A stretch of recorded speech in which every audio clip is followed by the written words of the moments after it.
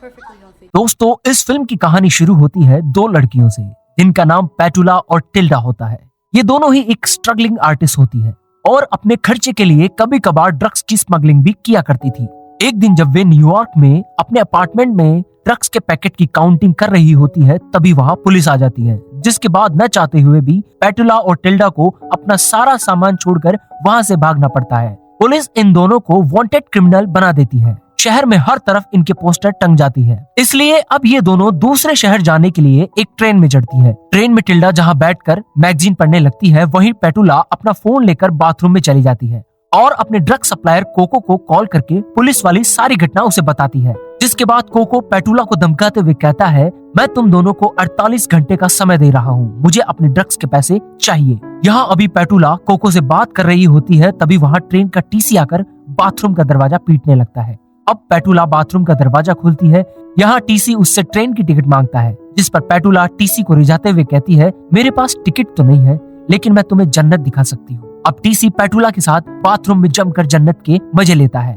थोड़ी देर बाद ट्रेन शहर पहुंच जाती है, जिसके बाद पेटुला और टिल्डा एक टैक्सी में बैठकर वहां से निकल जाती है। रास्ते में वे दोनों अपने बचपन की दोस्त डैफिन के यहाँ चोरी करने का प्लान बनाती है, ताकि वे कोको को उसके ड्रग्स के पैसे लौटा सके। यहाँ इन दोनों की बातों से पता चलता है कि डैफनी अमीर होने के साथ साथ दिमागी रूप से बीमार है। इसलिए टिल्डा पेटुला से कहती है, हमें डैफनी के साथ वही बचपन वाला गेम खेलना होगा। दरअसल डैफनी दिमागी रूप से बीमार रहती है, इसलिए वह जब भी टिल्डा और पेटुला को देखती है तो वह टिल्डा को अपनी बेटी और पेटुला को अपनी डॉक्टर समझने लगती है। डैफनी ने इस गेम के लिए 3 रूल्स भी बनाए होते हैं, जिसमें पहला रूल था सबको गेम खेलना है, दूसरा बाहर का कोई भी इसमें अलाउ नहीं है, और तीसरा रूल था कोई भी इस गेम को बीच में छोड़कर नहीं जा सकता। अब ये दोनों डैफनी के घर पहुंचती है। यहाँ टिल्डा डैफनी के सामने उसकी बेटी बनकर जाती है। डैफनी भी उससे बिल्कुल एक माँ की तरह मिलती है। इन दोनों को देखकर ऐसा लगता है कि मानो ये सच में माँ बेटी है। अब यहाँ डैफनी टिल्डा के लिए सैंडविच भी बनाकर लाती है, लेकिन तभी डैफनी की नजर टिल्डा के नाखूनों पर चली जाती है,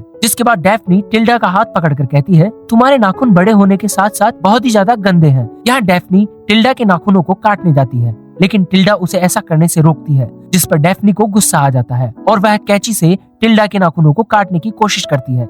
लेकिन तभी दरवाजे पर पेटुला आकर डोरबेल बजा देती है। अब डैफनी दरवाजा खोलकर पेटुला को अंदर बुलाती है। यहाँ पेटुला टिल्डा का चेकअप करने का नाटक करती है और फिर डैफनी से कहती है कि आपकी बेटी टिल्डा बिल्कुल ठीक है। लेकिन यहाँ डैफनी पेटुला से कहती है कि टिल्डा को चलने में प्रॉब्लम आ रही है, इसलिए वह ठीक नहीं है। जिसके बाद पेटुला मेडिकल हमर लेकर टिल्डा के घुटनों पर धीरे से मारकर चेक करती है। डैफनी ये देखकर गुस्से में उन दोनों को गेम का पहला रूल बताती है कि सबको गेम खेलना होगा। अब पेटुला एक बड़ा सा लोहे का हमर निकालती है और टिल्डा के घुटनों पर दे मारती है। इससे टिल्डा दर्द से चीखने लगती है। डैफनी ये देखकर खुश हो जाती है। नेक्स्ट सीन रात का होता है, जहाँ पेटुला अपने कमरे में सो रही होती है। तभी उसे ऐसा लगता है कि कोई उसके कमरे में झांक रहा है। पेटुला उठकर कमरे से बाहर निकलती है और आगे बढ़ते हुए किचन में पहुंच जाती है, जहाँ उसे डैफनी मिलती है। डैफनी यहाँ पेटुला को देखकर उसके पास जाती है और उसे चाकू दिखाकर डराने लगती है। डैफनी यहाँ पेटुला को एक मेल डॉक्टर समझकर पहले उसे किस करती है और फिर उसके साथ जबरदस्ती इंटीमेट होती है। अगले दिन पेटुला टिल्डा से मिलती है और हंसते हुए उसे रात वाली बात बताती है कि किस तरह से डैफनी मुझे मेल डॉक्टर समझकर मजे कर रही थी। थोड़ी देर बाद पेटुला वहाँ से चली जाती है। पेटुला के जाने के बाद टिल्डा ड्रग्स लेती है, जिससे वह अपने बचपन के दिनों में लौट जाती है, जहाँ उसे याद आता है कि एक बार बचपन में खेलते हुए टिल्डा और डैफनी के बीच लड़ाई हो जाती है। इस लड़ाई के दौरान टिल्डा के हाथ से डैफनी को धक्का लग जाता है और वह ट्री हाउस से नीचे जमीन पर जा गिरती है। डैफनी को तुरंत हॉस्पिटल ले जाया जाता है, लेकिन डैफनी के सिर पर चोट लगने की वजह से उसके दिमाग पर असर होता है और तब से वह उस गेम को ही सच मानने लगती है। अब मूवी वापस से प्रेजेंट में आती है, जहाँ डैफनी को लगता है कि वह प्रेग्नेंट हो चुकी है, क्योंकि उसने पिछले रात को डॉक्टर के साथ संबंध बनाया था। दूसरी तरफ हम पेटुला और टिल्डा को देखते हैं, जो ड्रग्स की ओवरडोज ले लेती है। इस वजह से उन्हें यह अजीब सा फील होने लगता है और अब वह डैफनी के घर से भागने का सोचती है। लेकिन यहाँ पेटुला भागने के लिए जैसे ही की से कार का दरवाजा खोलती है, पीछे से डैफनी आकर उसके सिर पर बेसबॉल बैट से मार देती है। अब डैफनी पेटुला और टिल्डा को उठाकर घर के अंदर ले जाती है और चेयर पर बिठाकर बांध देती है, क्योंकि उन्होंने गेम छोड़कर भागने की कोशिश की थी। दूसरी तरफ पुलिस पेटुला और टिल्डा की तलाश करते हुए डैफनी के घर पहुंच जाती है, क्योंकि वे दोनों वांटेड थी। लेकिन यहाँ डैफनी बड़ी चालाकी से पुलिस को धोखा देते हुए कहती है कि उसे नहीं पता कि वह दोनों कहाँ है। लेकिन यहाँ ऑफिसर को डैफनी पर शक हो जाता है, इसलिए वह डैफनी से कहता है कि तुम कब तक उन दोनों को बचाओगी, वो दोनों वांटेड क्रिमिनल है। नेक्स्ट सीन रात का होता है, जहाँ डेफनी पेटुला और टिल्डा के साथ गेम खेलते हुए उन्हें एक पहेली देती है। दरअसल ये पहेली डेफनी की तिजोरी का रास्ता होता है, जिसे पेटुला सोल्व कर लेती है और तिजोरी तक पहुंच जाती है। अब पेटुला टिल्डा के पास जाकर उसे बताती है कि उसे तिजोरी मिल गई है। वे दोनों तिजोरी से पैसे लेकर डेफनी के घर से भागने की कोशिश करती है। रात का समय होता है। ये दोनों एक कार से लिफ्ट मांगती है, लेकिन कार में डेफनी होती है जो उन्हें कार से ठोक देती है। अब डेफनी उन्हें वापस से उठाकर घर के अंदर ले जाती है। यहाँ डेफनी टिल्डा को एक पिंजरे में डालकर उसे टॉर्चर करती है और फिर वह पेटुला के पास जाकर उसके गाल को चाकू से काट देती है। डेफनी के इस खौफनाक रूप को देखकर पेटुला चाल चलती है और डेफनी से कहती है, तुम्हारे बच्चे के लिए मुझे तुम्हारा एक ऑपरेशन करना होगा। डेफनी यहाँ पेटुला की बात मान जाती है, क्योंकि पेटुला को वह डॉक्टर समझती थी।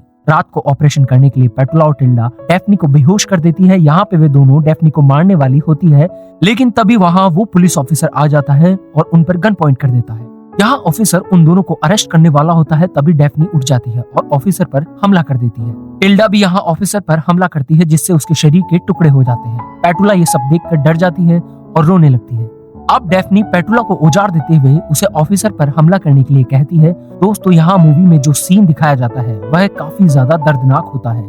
ऑफिसर के मरने के बाद ये तीनों मिलकर उसके शरीर के टुकड़ों को अपने घर के पीछे के यार्ड में गाड़ देती है। नेक्स्ट सीन में हम देखते हैं कि ये तीनों मिलकर एक साथ एंजॉय कर रही होती है। यहाँ पेटुला और टिल्डा को देखकर लगता है अब वो भी डेफनी की तरह पागल हो चुकी है। ये दोनों खुद को सच में डेफनी की डॉक्टर और डॉटर समझने लगी थी और एक साथ खुशी खुशी उस घर में रह रही थी। लेकिन एक दिन जब पेटुला लेटर बॉक्स चेक कर रही होती है, तो उसे अचानक से याद आता है कि उसने इस घर में आने से पहले अपने मोबाइल को लेटर बॉक्स के अंदर रखा था, लेकिन अब वह फोन वहाँ नहीं था। पेटुला सोचने लगती है कि आखिर उसका फोन यहाँ से कहाँ गया। पेटुला अब एक औजार लेकर घर के पीछे जाती है और उस जगह पर खुदाई करती है जहाँ पर उन्होंने ऑफिसर की लाश को गाड़ा था। लेकिन यहाँ भी वह हैरान रह जाती है, क्योंकि अब वहाँ कोई भी लाश नहीं थी। अब पेटुला घर के अंदर जाती है, जहाँ उसे एक डायरी मिलती है जिसमें वह सब कुछ लिखा होता है जो उनके साथ पिछले कुछ दिनों में बीता था। दोस्तों, यहीं पर कहानी में ट्विस्ट आता है, जहाँ हमें पता चलता है कि अब तक फिल्म में जो सारी घटनाएं दिखाई गई है वो असल में हो ही नहीं रही थी,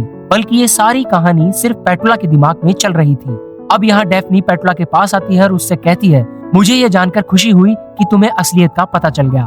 तुम कभी भी इस घर से बाहर नहीं गई हो। पेटुला को डेफनी की बात पर यकीन नहीं होता है, इसलिए वह टिल्डा के पास जाती है, लेकिन टिल्डा भी उसे यही बात बताती है। पेटुला को अभी भी यकीन नहीं होता है, इसलिए वह फोन से अपने ड्रग सप्लायर कोको को कॉल करती है, लेकिन ये ड्रग सप्लायर कोई और नहीं टिल्डा होती है। अब पेटुला को यकीन हो जाता है कि यह सब उसकी सिर्फ इमेजिनेशन होती है और वो सच में कभी भी इस घर से बाहर नहीं निकली है।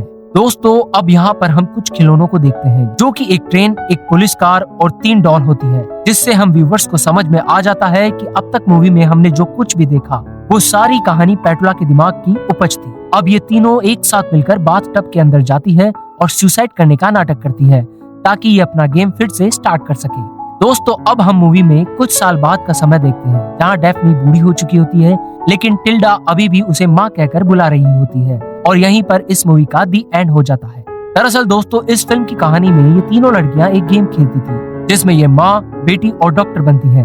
अपने गेम की शुरुआत ये ड्रग से करती थी, जहाँ पर पेटुला और टिल्डा पुलिस से बचने के लिए अपना शहर छोड़ देती थी और पैसे के लिए अपनी दोस्त डेफनी को लूटने का प्लान बनाती थी।